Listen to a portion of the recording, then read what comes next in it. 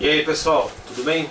Vamos falar hoje, continuando aqui no novo CPC, nós vamos falar do artigo 21 e seguintes, do título 2 do novo CPC, que fala dos limites da jurisdição nacional e da cooperação internacional. Então, são os artigos 21 até o artigo 41, tá? É um assunto fácil, tranquilo, de baixa incidência em concurso, por isso que nós vamos falar sobre ele bem rápido, de uma forma bem concentrada, tá bom? Então vamos começar, eu vou pegar aqui o artigo 21, tá? Lembrando que eu estou usando como base o livro do professor Daniel Assunção, o Código Civil, o Código de Processo Civil comentado, tá? Eu vou usar como base, como referência doutrinária para a gente usar, para a gente resolver esses artigos, tá? Artigo 21. Compete à autoridade judiciária brasileira processar e julgar as ações em que 1. O réu, qualquer que seja a sua nacionalidade, estiver domiciliado no Brasil. 2. No Brasil tiver que ser cumprida a obrigação. 3. O fundamento seja fato ocorrido ou praticado no Brasil. Parágrafo único. Para fins do disposto no inciso 1, qualquer que seja a nacionalidade estiver domiciliado no Brasil, considera-se domiciliada no Brasil a pessoa jurídica estrangeira que nele tiver agência, filial ou sucursal. Então nós estamos falando aqui dos limites da jurisdição nacional. O que são esses limites? São as regras que determinam se o processo pode ou não ser julgado pela autoridade judiciária brasileira. Tá? Então aqui no artigo 21 nós temos as hipóteses de competência concorrente, quer dizer, pode ser tanto pela jurisdição nacional quanto pela estrangeira. E a gente vai ver o artigo 22 também, é a competência concorrente. O direito brasileiro aceita tanto um quanto pelo outro. Isso significa que, se tiver ocorrendo lá no estrangeiro uma ação semelhante, essa ação pode ser homologada pelo Superior Tribunal de Justiça. Tá? 21 e 22, vamos falar agora sobre o 22, as hipóteses do 22. Compete ainda à autoridade judiciária brasileira processar e julgar as ações 1. De alimentos, quando A. O credor tiver domicílio ou residência no Brasil. B. O réu manter vínculos no Brasil, tais como propriedade de bens, recebimento de renda ou obtenção de benefícios econômicos. Por exemplo, ele tem uma pensão no INSS. Tá? 2. Decorrentes de relações de consumo, quando o consumidor tiver domicílio ou residência no Brasil. Você importou de fora um bem, então você é o consumidor situado no Brasil. É uma relação de consumo. 3. Em que as partes expressam tacitamente se submeterem à jurisdição nacional. Então são mais algumas hipóteses de competência concorrente, tá? Não tem grandes questões aqui. Se admite-se a competência concorrente, ela pode ser homologada pelo STJ. Diferente da competência nacional exclusiva que nós vamos ver agora no artigo 23. O que significa isso? Significa que somente a autoridade judiciária brasileira pode julgar casos envolvendo as seguintes situações. E, portanto, o STJ, quando recebe um pedido de homologação envolvendo uma dessas hipóteses, uma homologação de sentença estrangeira que envolve uma dessas hipóteses, então ele não vai poder homologar, porque esse é um caso de competência nacional exclusiva. Quais são essas hipóteses? Está no artigo 23. Compete à autoridade judiciária brasileira, com exclusão de qualquer outra. 1. Conhecer de ações relativas a imóveis situados no Brasil. 2. Em matéria de sucessão hereditária, proceder à confirmação de testamento particular e ao inventário e partilha de bens situados no Brasil, ainda que o autor da herança seja de nacionalidade estrangeira ou tenha domicílio fora do território nacional. E 3. Em divórcio, separação ou dissolução de união estável, proceder à partilha de bens situados no Brasil, ainda que o titular seja de nacionalidade estrangeira ou tenha domicílio fora do território nacional. Então é fácil de lembrar. Primeiro são os imóveis, segundo a sucessão, a partilha, e daí fácil porque você lembra que a sucessão aberta é imóvel por ficção legal, tá? E o 3, que é envolvendo a partilha no caso de divórcio, separação ou dissolução de união estável. E é importante a gente fazer um parênteses aqui, que a lei 13.105 de 2015, o Código de Processo Civil, está falando em separação judicial, mesmo depois da emenda do divórcio. Tá? Então, se você ligou uma coisa na outra, você sabe do que eu estou falando. Tá? Artigo 24.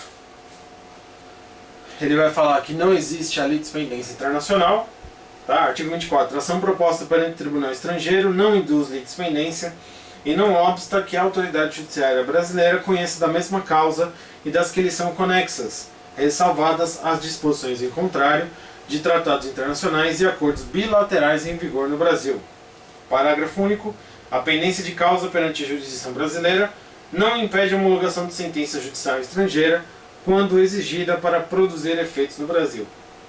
Então o que ele está falando é que não existe litispendência internacional. Está correndo lá na Argentina uma ação e está correndo no Brasil uma ação tratando da mesma coisa. Aí a defesa vem e impede litispendência. Não, o artigo 24 diz que não induz litispendência. Tá? E aí o parágrafo único vai dizer que se a sentença da Argentina, por exemplo, vier a ser homologada para o STJ, né, primeiro ela está tramitando a ação aqui no Brasil e a da Argentina já terminou. Então ela vai ser trazida para o STJ vai homologar e a partir daí a gente tem a coisa julgada no Brasil. E aí a primeira ação brasileira vai ter que ser extinta por coisa julgada superveniente. Tá? É uma hipótese interessante, tá? Artigo 25. Não compete à autoridade judiciária brasileira processamento e julgamento de ação quando houver cláusula de eleição de foro exclusivo estrangeiro em contrato internacional arguida pelo réu na contestação. Parágrafo 1º. Não se aplica o disposto no caput às hipóteses de competência internacional exclusiva previstas nesse capítulo. As exclusivas são exclusivas. Parágrafo 2º. Aplica-se a hipótese do caput do artigo 63, parágrafo 1º ao 4º. O que está falando aqui? Esse artigo 25 está falando da cláusula de eleição de foro em contrato internacional. Ele diz que, se tiver uma cláusula de eleição de foro, o juiz brasileiro tem que respeitar essa cláusula, desde que se trate de competência internacional relativa, de competência internacional concorrente. Tá? Quando for aquelas hipóteses que não são admissíveis, não são passíveis de homologação pelo STJ, que eu falei agora há pouco, que trata de imóveis, que trata da partilha, aí você não pode aplicar a regra de foro de eleição, tá? Só nos outros casos. Tá? E com isso nós vamos entrando no capítulo 2 da cooperação internacional. Tá? O que é uma cooperação internacional? São as formas de auxílio em que uma autoridade judiciária pede para outra. Né? Por exemplo, preciso ouvir uma testemunha que mora na Argentina. Preciso de uma diligência da autoridade judiciária do Peru, da Espanha, enfim. Então as autoridades judiciárias se cooperam. Como que vai fazer isso? Como que isso é feito? E para isso a gente usa os artigos 26 e seguintes que nós vamos tratar agora. Artigo 26. A cooperação jurídica internacional será regida por tratado que o Brasil faz parte e observará. Então ele está remetendo ao tratado. Tá? A cooperação internacional faz com o tratado e tem que observar as seguintes regras. 1. Respeita as garantias do devido processo legal no Estado requerente. 2. Igualdade de tratamento entre nacionais e estrangeiros, residentes ou não no Brasil, em relação ao acesso à justiça e tramitação dos processos, assegurando assistência judiciária aos necessitados. 3. Publicidade processual, exceto nas hipóteses de sigilo previstas na legislação brasileira ou na do Estado requerente. 4. Existência de autoridade central para a recepção e transmissão dos pedidos de cooperação. 5. Espontaneidade na transmissão de informações a autoridades estrangeiras. Parágrafo 1º. Na ausência de tratado, a cooperação jurídica internacional poderá realizar-se com base em reciprocidade manifestada pela via diplomática. Parágrafo 2º. Não se exigirá reciprocidade, referida no parágrafo 1º, para homologação de sentença estrangeira. Parágrafo 3º. Na cooperação jurídica internacional não será admitida a prática de atos que contrariem ou que produzam resultados incompatíveis com as normas fundamentais que regem o Estado brasileiro. E parágrafo 4º, eu acho que é o mais importante para a questão preambular, principalmente. O Ministério da Justiça exercerá as funções de autoridade central na ausência de designação específica. Então funciona assim. Nós vamos ver mais para frente, porque ele vai explicar. A autoridade estrangeira faz um pedido para o Ministério da Justiça ou para a autoridade central que está designada no tratado. Se o tratado não designar, é o Ministério da Justiça. O Ministério da Justiça passa esse pedido para a AGU e a AGU solicita a diligência para o juiz federal. Aí o juiz federal devolve, fez a diligência, manda para o Ministério da Justiça, a AGU, Ministério da Justiça, o Ministério da Justiça e a autoridade estrangeira. Tá? Basicamente isso, a cooperação internacional tem os 3 tipos, nós vamos ver daqui a pouco, tá? Mas basicamente é assim: Ministério da Justiça, AGU, Juiz Federal, AGU, Ministério da Justiça, Autoridade Estrangeira, tá? Aqui uma pequena crítica ao novo CPC. Os tratados são recepcionados quando eles não tratam de direitos humanos e não são aprovados pelos ritos da emenda constitucional. Os tratados têm uma natureza de norma de lei ordinária, né? E por conta disso, um tratado poderia ser mais específico e revogar o artigo 26. O artigo 26 estabelece normas que o tratado deve observar para poder ter validade no Brasil. Então é mais um indício, mais uma informação aqui perdida, que o novo CPC tinha pretensões de ser um código supralegal, né? Então ele dá diretrizes para a formação dos tratados, né? A sonha do novo CPC era ser a LINDB. Então ele fica tentando regular como que vão ser os tratados, tá? Então isso aqui é só uma pequena crítica, não leva isso para o concurso porque não é uma boa. Mas enfim, é de se pensar, né? Artigo 26. Remete aos tratados, já falei. E qual vai ser o objeto da cooperação internacional? Isso está no artigo 27. A cooperação jurídica internacional terá por objeto a citação, intimação e notificação judicial e extrajudicial, colheita de provas e obtenção de informações, homologação e cumprimento de decisão, concessão de medida judicial de urgência, assistência jurídica internacional, qualquer outra medida judicial ou extrajudicial não proibida pela lei brasileira, e isso abre o rol, torna o rol exemplificativo, tá? Esses são os objetos da cooperação jurídica internacional, rol meramente exemplificativo. Então vamos falar agora sobre uma das formas de cooperação internacional, que é o auxílio direto. Tá? O que é o auxílio direto? O auxílio direto é a solicitação de uma diligência pela autoridade judiciária brasileira. Simples. Não precisa passar por homologação de sentença estrangeira e nem pela carta rogatória. Tá? O artigo 28 já começa dizendo quando que não é cabível auxílio direto, ao invés de dizer quando é cabível, porque é por exclusão. Quando não couber a homologação de sentença estrangeira e quando não for necessário carta rogatória. Tá? Artigo 28.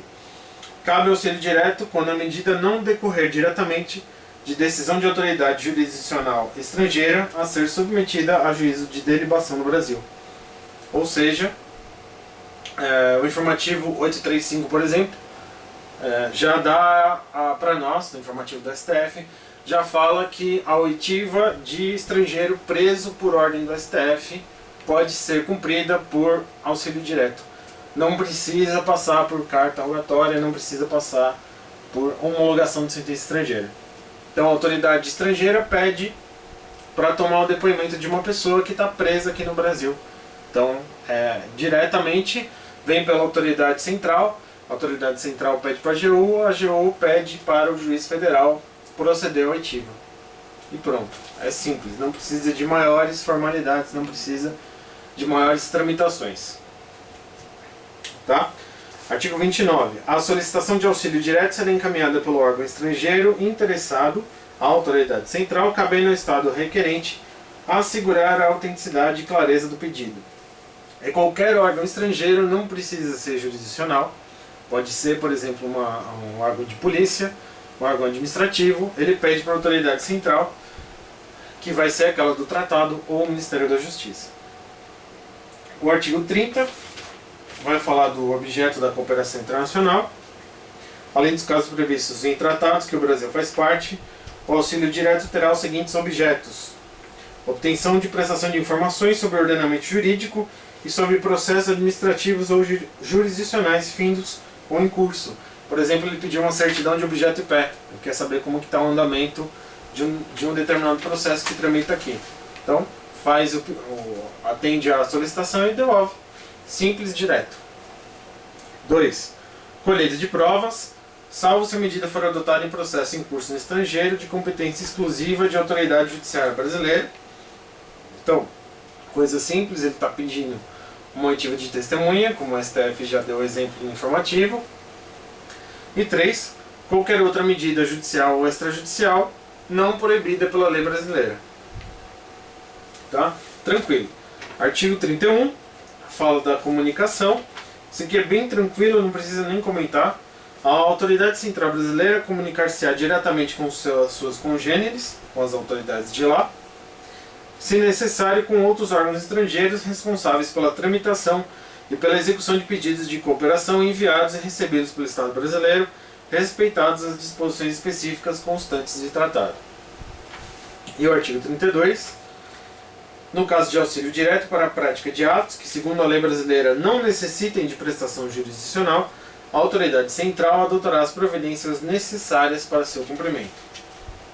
Tá? Autoexplicativo, é bem fácil, essa parte, como eu falei, é bem tranquilo, não tem muito o que falta às vezes na gente é a prática do negócio.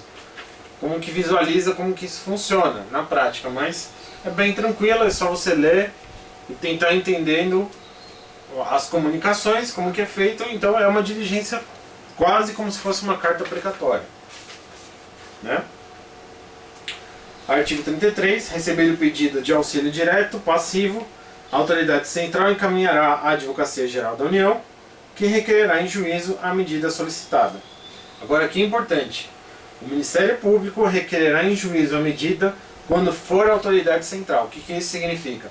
Vamos supor que determinado tratado estabeleceu que a autoridade central não é o Ministério da Justiça, mas sim o Ministério Público, o MPF, por exemplo. Aí o Ministério Público, o MPF, ele não precisa encaminhar para a AGU para poder solicitar ao juiz federal. Ele próprio, ele tem autonomia, independência do Ministério Público, artigo 127, 129, e aí ele faz o pedido diretamente para o juiz. Então é um caso em que a própria autoridade central vai pedir a providência para a autoridade jurisdicional. Tá? E isso já vi cair umas 2 ou 3 vezes.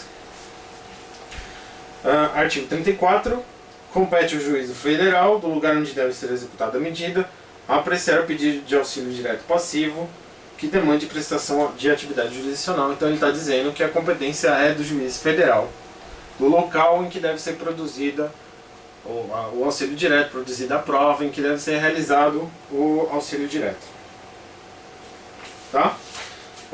Agora vamos falar da carta rogatória, seção 3 da carta rogatória. Artigo 35 vetado. Artigo 36 vai tratar do procedimento da carta rogatória. O que é a carta rogatória? É a carta precatória que envolve autoridades jurisdicionais de estados diversos, né? O juiz da Argentina pede para uma providência para um juiz daqui do Brasil. Como que vai tramitar isso? O procedimento da carta rogatória perante o Superior Tribunal de Justiça é de jurisdição contenciosa e deve assegurar às partes as garantias do devido processo legal. A carta rogatória chega através do STJ. O STJ vai ouvir as partes, é um procedimento de jurisdição contenciosa, e aí ele vai dar o exequatur, que é uma palavra que significa mais ou menos o cumpra-se. Tá? o STJ dá o exequatur e manda o juiz de primeira instância cumprir a ordem que veio através de carta rogatória. Então ele passa por esse filtro lá no STJ. Parágrafo 1º. A defesa restringir-se-á à discussão quanto ao atendimento dos requisitos para que o pronunciamento judicial estrangeiro produza efeitos no Brasil. E parágrafo 2º. Em qualquer hipótese é vedada a revisão do mérito do pronunciamento judicial estrangeiro pela autoridade judiciária brasileira. Então, quando chega no STJ, o STJ vai abrir o contencioso, vai abrir as partes se manifestarem, e a defesa não pode atacar os aspectos que não sejam os meramente formais da carta rogatória. Tá? Então ele vai falar, não foi cumprido algum requisito, está faltando alguma assinatura, está faltando alguma coisa, mas o STJ não pode adentrar no mérito da questão. Tá? Ele vai verificar apenas os aspectos formais da carta rogatória. Tá? Artigo 37 agora, disposições comuns às seções anteriores. Artigo 37. O pedido de cooperação jurídica internacional, oriundo de autoridade brasileira competente, será encaminhado à autoridade central para posterior envio ao Estado requerido para lhe dar andamento. Então aqui é o inverso, é a autoridade brasileira que está solicitando uma providência lá fora. Então ele entra em contato com a autoridade central brasileira, conforme o tratado, se não tiver o Ministério da Justiça, e solicita a providência lá no estrangeiro. Artigo 38. O pedido de cooperação oriundo de autoridade brasileira competente e os documentos anexos que o instruem serão encaminhados à autoridade central acompanhados de tradução para a língua oficial do Estado requerido. Tá? Então a autoridade brasileira envia os documentos à autoridade central junto com os documentos já traduzidos. Artigo 39. O pedido passivo de cooperação jurídica internacional será recusado se configurar manifesta ofensa à ordem pública. Então, se nós recebermos aqui um pedido de cooperação internacional que ofende a nossa ordem pública, nós não podemos cumprir esse pedido. Tá?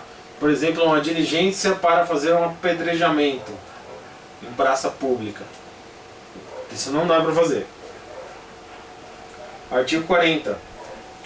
A cooperação jurídica internacional para execução de decisão estrangeira dar-se-á por meio de carta rogatória ou de ação de homologação de sentença estrangeira, de acordo com o artigo 960, que nós vamos ver lá para frente.